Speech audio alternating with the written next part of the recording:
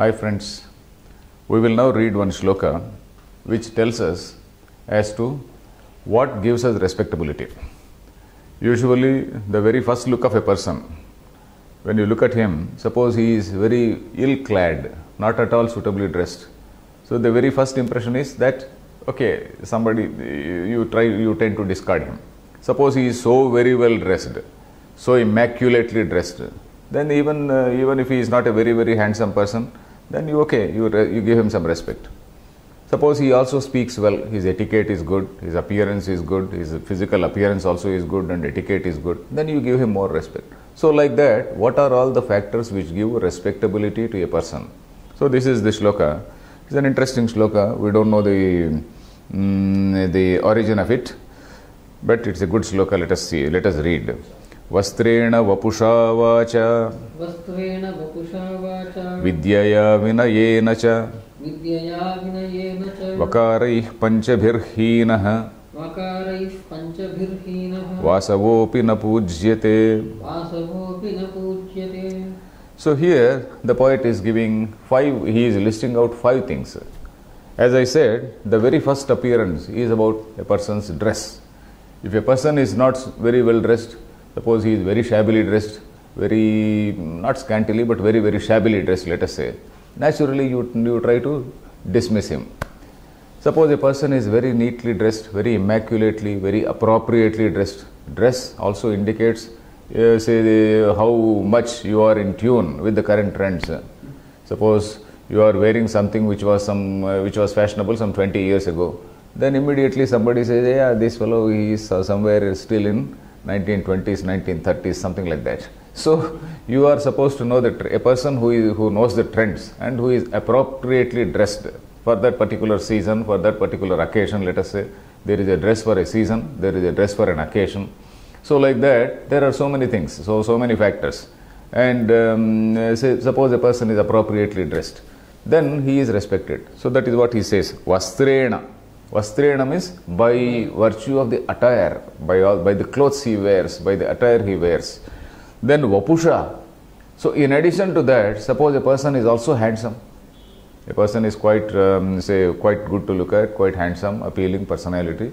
Then he gets more respectability. If he is simply a handsome person, suppose he is James Bond, it seems he was picked up. He was just somebody who was working in some coal mine or something like that. Somebody saw his body, his general appearance, and then picked him up for the role of James Bond, it seems.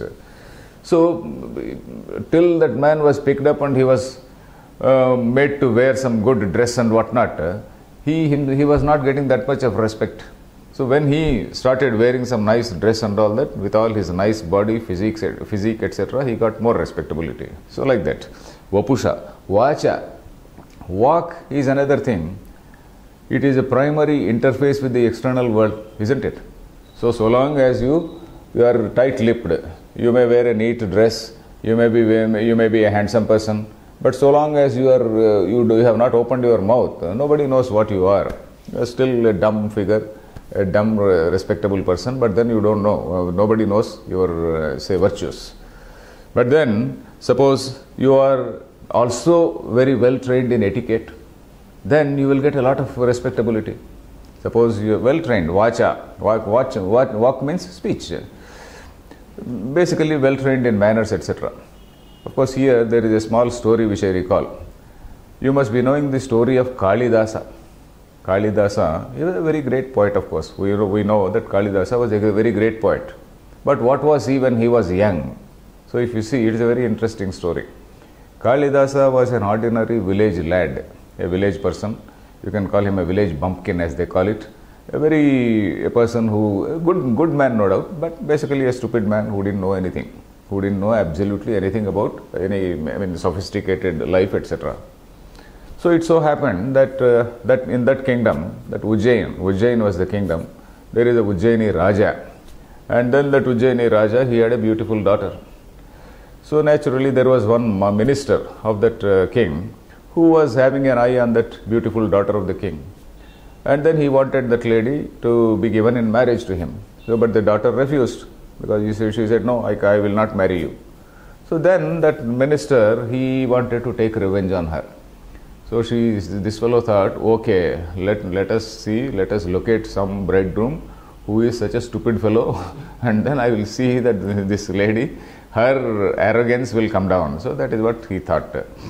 So he just went around and then he scouted a little bit and then caught hold of this Kalidasa, who was just a village bumpkin, a very handsome fellow, but then absolutely, ill-mannered, and then his walk, his refinement, there was no refinement in speech also.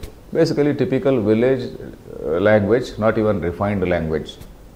So he picks him up and then he grooms him properly and then makes him well dressed and whatnot, and he teaches a few words in Sanskrit, and then he brings him, presents him before the king.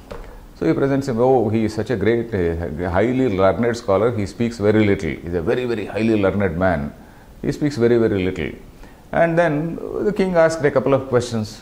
So this fellow, he made some silly remarks, and then the minister was so clever that he covered up all those things, and then he gave beautiful explanations to whatever silly words were uttered by him. So the king was pleased and the king's daughter was pleased, and they performed the marriage. Then after the marriage, then naturally the wife and husband and wife, they went into that bridal room, and then the bride started speaking to him. This fellow, he didn't know what to speak, and then he was sitting quiet, and then the bride took initiative and she started speaking to him. Then this fellow, he was speaking in some silly manner. Then she asked a question, Asti kaschid vagvisheshaha? Do you know anything? Have you studied something? So that is what it is. Asti kaschid vagvisheshaha. So this fellow, absolutely, he didn't know anything. So then she said, I have been cheated. And then she asked that fellow, no, go, get out and then pray to goddess, say Durga, and then study well and come back. So this fellow goes, and then he goes and he prays to, say, goddess Durga. And when goddess Durga doesn't appear, the story goes that he started beating his head onto the pillar, and then the goddess appeared, and then she gave, say, this mantra, bija, etc. to him, and then he suddenly became a great poet, and then he went back, etc. Of course, initially he doesn't recognize his wife because he is such a totally changed man. So then later he composed, say, 4 kavyas using the same words. Asti kaschid vagvisheshaha. Asti uttarasyam disi devatatma is one. Kaschit kanta viraha guruna is another thing. Vagvishesha, vagarthaviva sampruktav, etc., etc. So like that he composed, say, poetry. So that is what is the story. So anyway, this is basically to say that a person is respected if he is just handsome and well dressed. If he is just handsome and well dressed, even if he is such a fool, he is respected. But added to that, suppose he is also well trained, he is also able to speak well, then at least manners, he may not be a well educated man, but he just knows the manners. Like hotel say servers and people like that, they are well mannered, they speak a little bit of English, whatever little they speak well. But then they are not educated, they don't know Shakespeare, they don't know Milton, they don't know Valmiki or anything, Kalidasa or anything.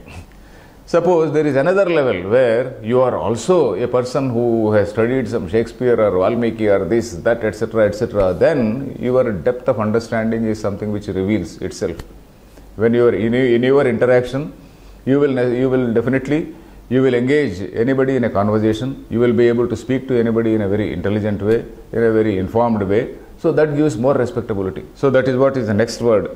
Vastrena, vapusha, vastra is clothes, vapusha is just body, vak is mere mannerisms, etc. Vidya is knowledge, vidyaya. So vidya is again, it adds to all these things. If a person is having that vidya also, he gets greater respectability. With all these things, suppose a person is very, very arrogant and dismisses all the people, and he looks down on everybody, he abuses everybody. Yeah, I am a great scholar and you are such a stupid fellow. He abuses everybody. So naturally nobody will like him. So instead of that, he is also having some humility. He is handsome, he is well dressed, his manners are good, he is a highly read person, a well read person, and at the same time he is also humble. You see all these virtues. So that humility is something which is the highest quality, which is the highest hallmark of a great, a highly learned person. A really learned person, he is humble because he knows that knowledge is so vast. Knowledge is so vast that no one person can be the master of anything. No one person can be, he can be a master to some extent of a particular subject, but he can't be the master of everything. So he has that sufficient humility because he knows the vast boundaries of the field of knowledge. So that is why that Vinayena cha Vakarai Panchabhir Hinaha, a person who is devoid of these 5 Vakaras. Vakara means these words which are starting with the letter Va. So this Vastra, Vapusha, Vacha, Vi, Vidyaya, Vinayena, all these are 5 starting with Vakara. Va. Vakara means the letter Va.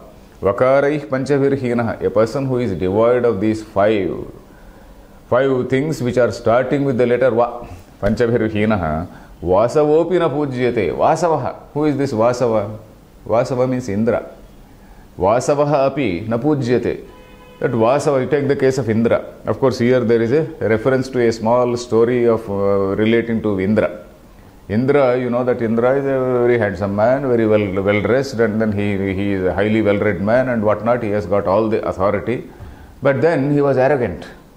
At one point of time, he was so arrogant that he made the 7 rishis, the 7 sages, you know, the legendary sages are there, Saptarshi we say. These Saptarshis are the 7 legendary sages. So he forced them to carry his palanquin. He was sitting in that palanquin and then he asked them to carry. So they obeyed. And then while one gentleman was not able to carry properly, he just kicked him. So Indra kicked him. Then all the rishis, they got angry. That was the last straw on the camel's back, as we say. That was the limit of his foolishness or his arrogance. So they cursed him to become a anaconda, a type of say what is this, python. You become a python and stay in the forest. So they cursed him. So this fellow fell down on earth and he became a python. So that is the story we see in Mahabharata. So that python, again, the fellow fell at the feet of the rishis and then he requested pardon. Then he said, these people said, okay, you be there for some time, then your pride will come down. Then when Dharmaraja answers your questions in Dwapara Yuga, then you will get back your original shape. So then that fellow, he became, Dharmaraja goes and then Dharmaraja answers his questions and then that Nahusha, that for temporarily he was the Devendra, so Nahusha gets back his original shape. So that is, arrogance has brought him down. So arrogance is something which should not be, which one should not have. And a really knowledgeable man will not have any arrogance. So that is what he says. Vakarai panchabhir hinaha vasavopi na pujyate. Even if he were to be an Indra, even Indra will be condemned. So that is what this poem says. There is a small alliteration here. Alliteration, you know, Vastrena, Vapusha, Vacha, alliteration with the letter A. Vakarai panchabhir hinaha vasavopi na pujyate. So let us read the poem again. Vastrena Vapusha Vacha Vidyaya Vinayena cha Vakarai panchabhir hinaha Vasavopi na pujyate. Fine.